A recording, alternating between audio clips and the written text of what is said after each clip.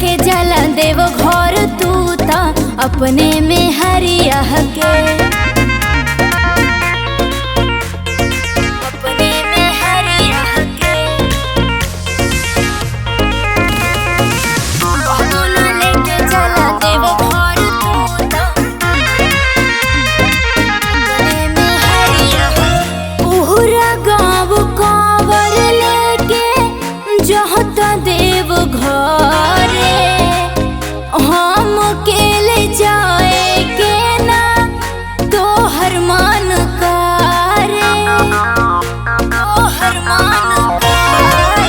पूरा गाँव कांवर लेके जहता देव घरे हम अकेले जाए के ना तोहर मान करे तोहर मान करे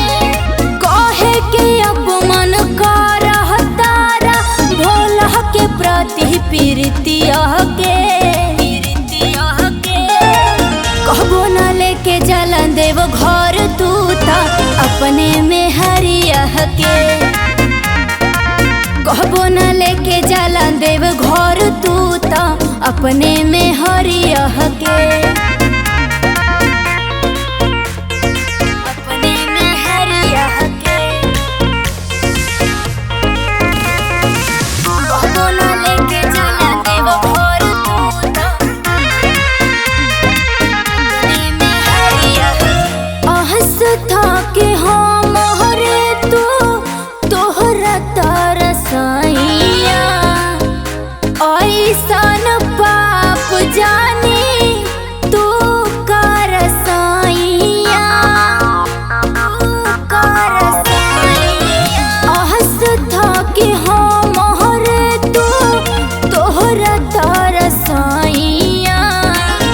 ऐसन पाप जानी तू कर सैया